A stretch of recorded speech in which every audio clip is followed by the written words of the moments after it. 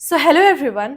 Last month SSC MTS का notification आ चुका है एंड 27 जून से लेकर के 31 जुलाई तक वैकेंसी की लास्ट डेट है 31 जुलाई एंड एप्लीकेशन बहुत ही ज़्यादा नंबर में भरे जा रहे हैं और वैकेंसी भी इस बार काफ़ी ज़्यादा है। एमटीएस और हवलदार इन दोनों की ही वैकेंसी आई हुई है। तो इस वीडियो में मैं बहुत ही डिटेल में डिस्कस करने वाली हूँ कि क्या क्या आपके नोटिफिकेशन में क्या क्या चीज़ें मेंशन्ड है जो कि आपको जानना बहुत ज़रूरी है। एंड उसके अलावा जो कि मेरी मिनिस्ट्री में जो एमटीएस वर्क करते हैं उनके मतलब किस तरीके से काम कराया जाता है, क्या वर्क कल्चर है, साथ ही साथ हवलदार का वर्क कल्चर क्या है। एंड इसके अलावा बहुत ही इम्पोर्टेंट जो कि है एमटीएस की स्ट्रैटेजी कैसे आपको अपनानी चाहिए ताकि आप इतने ज़्यादा नंबर में आप अपनी सीट सिक्योर कर सके एंड आप जॉब ले सके।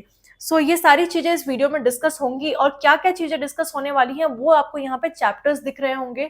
उन चैप्टर्स का मैंने एक प्रॉपर लिंक आपको डिस्क्रिप्शन में भी दे रखा है, आप डायरेक्ट जंप कर सकते हैं अगर आपको किसी पर्टिकुलर चैप्टर पे जाना है तो, ताकि आपका समय बच सके and because time is very important. So without any further ado let's begin with the video. So सबसे पहले आपकी डेट ऑफ एप्लीकेशन क्या है। डेट ऑफ एप्लीकेशन 27 जून 2024 से लेकर के 31 जुलाई 2024 तक आपकी 31 जुलाई लास्ट डेट है। उसके पहले पहले आपको भर लेना है और लास्ट डेट का वेट मत करो, अभी वैसे भी समय बिल्कुल खत्म ही होने वाला है तो फटाफट भर लो एप्लीकेशन, बिकॉज उसके बाद सर्वर बहुत लास्ट में डाउन हो जाता है एंड 1 अगस्त तक आपकी फी की पेमेंट की लास्ट डेट है। So that is the date of application. Now let's move to the second point which is the number of vacancy. तो वैकेंसी इस बार काफी अच्छी आई हुई है, जितनी वैकेंसी आई है उसको काफी अच्छी वैकेंसी कहते हैं।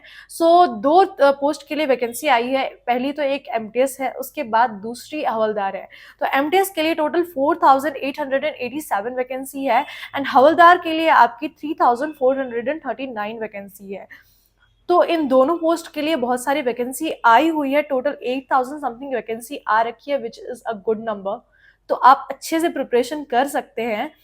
So now let's talk about age limit.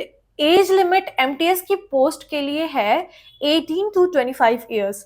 To be specific, candidates born not before 2nd of August 1999 and not after 1st of August 2006। तो ये अगर आप स्पेसिफिक एमटीएस की पोस्ट के लिए आपकी एज लिमिट के बारे में बात करते हैं तो ये आपकी एज लिमिट है। हवलदार के पोस्ट के लिए 18 to 27 ईयर्स है age limit and to be specific, candidates born not before 2nd of August 1997 and not after 1st of August 2006। तो ये है आपकी हवलदार की पोस्ट के लिए एज लिमिट। अब हम आते हैं कि कौन सी क्वालिफिकेशन आपकी इस पोस्ट के लिए रिक्वायर्ड है। तो इस पोस्ट के लिए आपको बस 10th की आपकी डिग्री 1 अगस्त 2024 से पहले आपके पास होनी चाहिए। आपकी 10th की मार्कशीट जो भी है वो आपके पास होनी चाहिए, डिग्री बाद में भी आए वो इम्पोर्टेंट नहीं है, मार्कशीट आपके पास होनी चाहिए before 1st of August 2024। So now let's move to the fifth point. Fifth point है पेपर का क्या पैटर्न आता है। सो ये एग्जाम दो पेपर में डिवाइडेड है। एमटीएस के लिए पेपर 1 ही होता है बस, which is divided in session 1 and session 2। Session 1 में क्या होता है, क्वांट आता है एंड रीजनिंग आता है।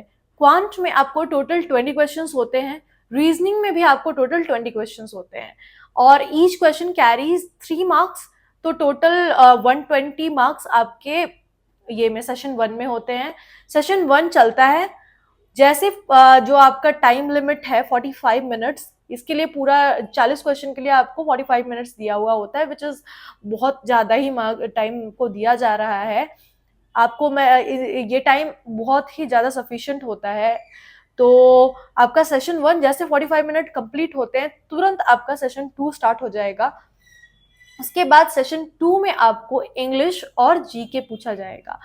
25 क्वेश्चन जीके के होते हैं और 25 क्वेश्चन इंग्लिश के होते हैं और ये सेशन 2 में होगा। इसके लिए भी आपको 45 मिनट्स मिलते हैं, तो टोटल आपका 90 मिनट का एग्जाम होता है एंड 25 क्वेश्चन में पर क्वेश्चन 3 मार्क्स होते हैं एंड दोनों में ही जीके और इसमें 3 मार्क्स दोनों में होते हैं। सो सेशन 2 में आपके टोटल 150 मार्क्स हो गए because 25 and 25 50 and each question carry 3 marks, तो आपके 150 मार्क्स सेशन 2 में हो गए एंड सेशन 1 में आपके 40 क्वेश्चंस थे इंटू 3 120 मार्क्स सेशन 1 में हो गए। सो टोटल आपके 270 मार्क्स के क्वेश्चंस एग्जाम में आपसे पूछे जाते हैं जिनका आपको आंसर करना है, और दोनों में ही आपको 45 मिनट्स मिलते हैं।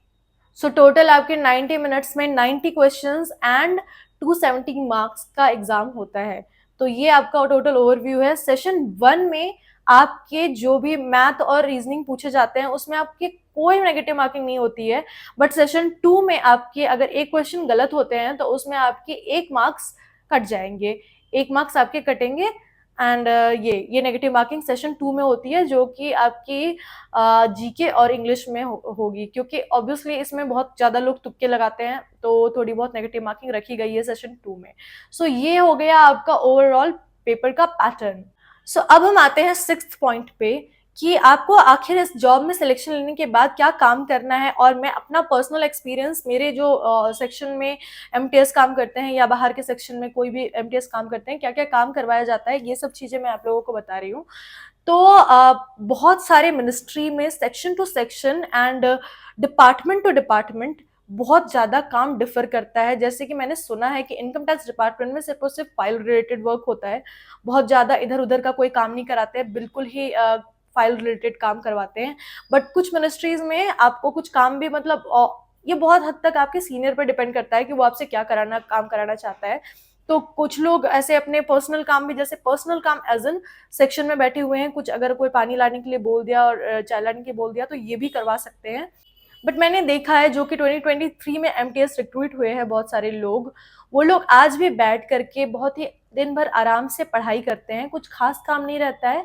कभी कभी कोई ऑफिसर कमांड दे देता है, और ऑफिसर भी बहुत कुछ कुछ अगर आपके सीनियर अच्छे रहते हैं ना तो वो आपको पढ़ने देते हैं, और एमटीएस में बहुत ज़्यादा टाइम मिल जाता है आपको। तो जिन लोगों के लिए मतलब काम करना बहुत इम्पोर्टेंट है अभी, मतलब वो बैठ नहीं सकते हैं, एसएससी सीजीएल का वेट नहीं कर सकते हैं कि पता नहीं कब निकलेगा या क्या, और प्रेशर बहुत ज़्यादा है कि मुझे अभी अर्न करना ही पड़ेगा, सिंगल अर्निंग सोर्स है आप, तो आपके लिए ये जॉब बहुत अच्छी है, बिकॉज आपको बहुत ज़्यादा टाइम मिलेगा आपको पढ़ने का।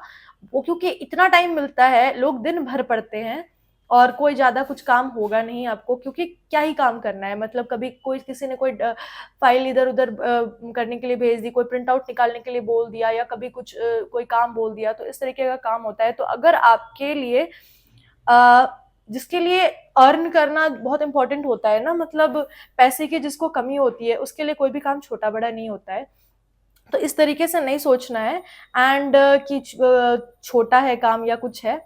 अगर आपको ज़रूरत है तो आप आराम से आइए, सरकारी नौकरी है, एक पीस ऑफ माइंड मिलेगा, और जब आपके ऊपर वो प्रेशर नहीं रहेगा ना कि मतलब कमाना है, पता नहीं मेरी जॉब होगी कि नहीं होगी, वो प्रेशर हट जाता है, क्योंकि आपके पास अभी फ़िलहाल एक जॉब है, ये जॉब है आपके पास, और अब आप आराम से बैठ करके पढ़ाई कर सकते हैं। वो बेरोजगारी का जो ठप्पा होता है वो ठप्पा हट जाता है, तो उसके बाद आप आराम से पढ़ाई कर सकते हैं। तो ये जॉब इस तरीके की। अब हम साथ ही साथ आपको हवलदार के बारे में भी मैं बताती हूँ। हवलदार एक बहुत ही अच्छी पोस्ट है, मतलब इसमें अगर आपको कोई भी, जैसे इसके ऊपर जो होता है वो एसआई होता है, और जो एसआई सेलेक्ट होते हैं वो होते हैं, और ये हवलदार होता है। इसका क्या काम होता है, जैसे कि जीएसटी इंस्पेक्टर वगैरह होते हैं, वो किसी रेड में जाते हैं या किसी चीज में जाते हैं, तो वो जो साथ में जाते हैं हवलदार, वो होते हैं, ये हवलदार पोस्ट होती है।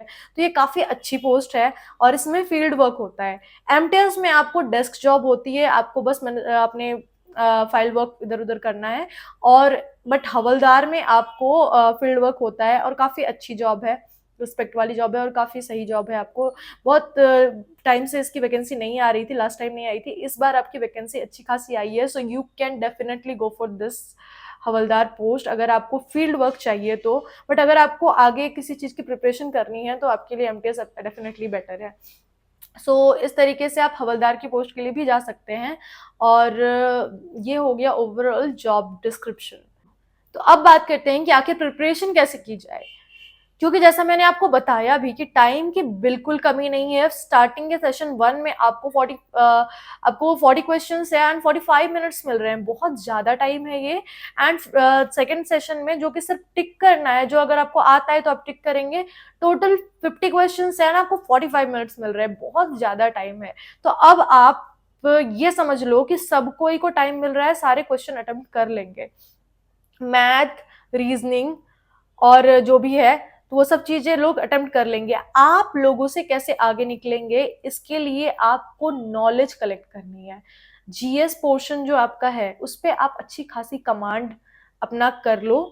बहुत सारे आपको जितने भी लूसेंट वगैरह हैं उन लूसेंट को आप जाकर के उठाओ और जाकर के उसकी पढ़ाई करो अच्छे से।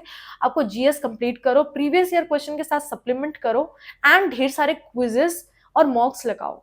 मॉक्स आप कहाँ से लगा सकते हो, तो मॉक आप टेक्स्ट बुक से लगा सकते हो। टेक्स्ट बुक का प्रॉपर उसका टेक्स्ट बुक का पास ले सकते हो आप। पास आपको अभी करंटली ऑफर चल रहा है, 500 रुपीज में आपको पास प्रो मिल रहा है, जिसमें आपको और भी बहुत सारे एडिशनल फीचर्स मिलेंगे। एंड अगर आप मेरा कूपन कोड विच इज भावना ये है, ये आप अगर आप लगाते हैं तो आपको 12% एडिशनल डिस्काउंट भी मिल जाएगा।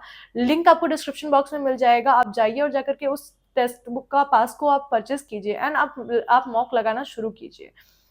आपको जीएस के पोर्शन में बहुत ज्यादा आपको कमांड करने की जरूरत है, और ये आपको क्विजेस वगैरह आप अटेम्प्ट करेंगे तो आपको आइडिया लग जाएगा कि आपको कहाँ कहाँ पे आपको करना है। क्योंकि जो टेक्स्ट बुक का पास है उसमें मॉक है, उसमें आपको मतलब प्रीवियस ईयर क्वेश्चन बहुत ज्यादा वो ऐड करते हैं, तो इससे आपको आइडिया लग जाता है कि क्या क्या पढ़ना है। और ये जो जीके का पोर्शन है, रीजनिंग का पोर्शन है, मतलब आपको हर टॉपिक पे पूरी सॉलिड कमांड रखनी है। कॉन्सेप्ट बिल्कुल क्लियर होना चाहिए, क्रिस्टल क्लियर होना चाहिए, ताकि आप सारे क्वेश्चन अटेम्प्ट कर जाए। वहां पे टाइम सबको मिलेगा, लोग दिमाग लगा करके ना मैथ का क्वेश्चन भी किसी तरह से अटेम्प्ट कर ही लेंगे लंबे लंबे मेथड से। तो मैथ और रीजनिंग में आपके कॉन्सेप्ट बिल्कुल क्लियर होने चाहिए, ताकि आप तुरंत तुरंत कर ले, फटाफट कर ले, सारे क्वेश्चन आपके क्लियर हो जाए, सही हो जाए। और इंग्लिश में भी आपके जितने वोकैब्स वगैरह हैं, आप जैसे ब्लैक बुक एक बुक है, उसमें जाकर के आप पूरी वोकैब्स पढ़ सकते हैं एंड प्रीवियस ईयर क्वेश्चन के जितने वोकैब्स है ना उसको पहले अच्छे से खत्म कर लो। तो आपके जो कॉन्सेप्ट क्लैरिटी है ये आपकी बहुत ही अच्छी होनी चाहिए। और जीके को थोड़ा अच्छे से ध्यान देकर के पढ़ो, क्योंकि जीके में बहुत लोगों के नंबर कम पड़ेंगे। आपके अगर जीके में नंबर अच्छे आ गए तो आप बहुत लोगों से आगे निकल जाओगे। और पर क्वेश्चन 3 मार्क्स आपके कैरी कर रहा है तो बहुत अच्छा हो जाएगा। इंग्लिश और जीके में थोड़ा नंबर अगर आप आपने बढ़ा लिया तो, और उसका वेटेज भी ज्यादा है, तो आप इस तरीके से कर सकते हैं। क्योंकि मैथ और रीजनिंग में अगर आप थोड़ा बहुत भी अच्छे से तैयारी करते हैं तो आपको टाइम अच्छा खासा मिल रहा है, आप क्लियर कर जाएंगे। और ऐसा भी नहीं है कि आपको इग्नोर करना है, तो आपको मॉक वगैरह अच्छे से लगाने पड़ेंगे, ताकि आपको टाइम क्रंच आपका बिल्कुल भी ना हो। शुरू शुरू में हो जाता है टाइम क्रंच, उतना टाइम भी नहीं कम पड़ता है, लेकिन आपको मैं बता रही हूँ जीके और इंग्लिश, इनमें आपको आप अगर निकल जाएंगे आगे तो आपका एग्जाम डेफिनेटली अच्छे नंबर से क्लियर हो जाएगा। बिकॉज कट ऑफ बहुत हाई रहती है, आपको अच्छे से इसके लिए प्रिपेयर करना पड़ेगा, तभी आपका के क्लियर हो पाएगा। जीके वगैरह अच्छे अच्छे लोगों का सीजीएल क्लियर हो जाता है, एमटीएस क्लियर नहीं होता है। तो इसके लिए आपको अच्छे से प्रिपरेशन करनी पड़ेगी। वो बहुत हार्ड एग्जाम है नहीं, काफी हद तक आपकी लक भी आ जाता है कई बार रोल में, क्योंकि आपको आपने जो पढ़ा वो अगर आ गया एग्जाम में तो वो, तो लक को ज्यादा मतलब उसको ज्यादा ये प्रेशराइज करने के लिए मत दो कि लक आपका ऊपर आ जाए, और किसी का लक अच्छा चल रहा है तो आपका उसका सिलेक्शन हो जाए और आपका ना हो। आप मेहनत करो, अच्छे से जीके वगैरह को प्रिपेयर करो, और आप इंग्लिश को अच्छे से पढ़ो और कॉन्सेप्ट वगैरह क्लियर रखो। मैथ और रीजनिंग का आराम से हो जाएगा। सो दैट इज द स्ट्रैटेजी। इसमें कोई बहुत ज्यादा बड़ी बड़ी स्ट्रैटेजी मैं नहीं बताने वाली हूँ, क्योंकि जरूरत नहीं है उतनी बड़ी स्ट्रैटेजी की। Concept clarity is important and वो कैब वगैरह ले तो। और अगर आपको कोई स्पेसिफिक, जैसे कि मैथ को शुरू से कैसे शुरू करते हैं, आपको इस चीज का अगर डाउट है तो आप मेरी मैथ स्ट्रैटेजी की वीडियो आप सर्च कर सकते हैं, math strategy by SSC insights by Bhavna, या फिर math strategy by Bhavna's wonderland, ये सर्च कर लीजिए आप, आपको आराम से मिल जाएगा। पर्टिकुलर हर टॉपिक पे मैंने स्ट्रैटेजी बना रखी है, maths strategy, English strategy, GK strategy और रीजनिंग की स्ट्रैटेजी, हर टॉपिक पे मैंने वीडियो बना रखी है। तो अगर आपको कोई भी चाहिए, आपको किसी भी टॉपिक के ऊपर कमांड करनी है, तो आप जाइए और जा करके वो पर्टिकुलर वीडियो देखिए and all the concept will be clear. Because CGL, CHSL, MTS सब चीज में सेम सेम टाइप के सिलेबस होती है, तो आपको ओवरऑल सब वही सब पढ़ना है। तो इसीलिए आप आराम से जाइए और पढ़िए, और जीके वगैरह पे थोड़ा ज्यादा ध्यान देना। करंट अफेयर्स अच्छे से पढ़ो, गौरव गर्ग सर का 300 बेस्ट 300 एमसीक्यूज आता है, उसको अच्छे से पढ़ लो और अच्छे से एकदम कमांड करके एग्जाम में जाओ। और जा करके बिल्कुल आप अगर आपने कॉन्सेप्ट अच्छा रखा ना तो आपका एग्जाम निकल जाएगा, क्योंकि कोई बहुत बड़ा ये तूफान नहीं है। लेकिन हाँ, अगर कॉन्सेप्ट क्लैरिटी होगी तो आपके आराम से एग्जाम क्लियर हो जाएगी। सो आई होप आज की वीडियो में मैंने बहुत हद तक सारा ओवरऑल चीज़ें कवर की है। अगर फिर भी आपका डाउट रहता है कुछ, तो मैं आपके कमेंट सेक्शन में आप क्वेश्चन पूछ सकते हैं, आपको मैं वो डेफिनेटली आंसर करूँगी। और मैं लाइव भी आया करती हूँ बीच-बीच में, और लाइव सेशन मैं लूँगी, तभी आपके सारे डाउट्स भी क्लियर करूँगी। सो ध्यान रखिएगा और लाइव जॉइन कीजिएगा। लाइव के बारे में आपको तब पता चलेगा जब आप इस चैनल को सब्सक्राइब कर लेंगे। तो मैं वीकेंड में बहुत आती हूँ live, so you can subscribe and join my live session and ask your doubts directly. मैं live में आपकी कुछ सारे doubts का answer करती हूँ। So that was all about today's video. I hope ये video अच्छी लगी हो आपको और बहुत ही ज़्यादा helpful रही हो आपके लिए। अगर video helpful लगी हो तो like करना, share करना and subscribe करना। मैं मिलती हूँ आप लोगों से next video में। Till then, bye bye.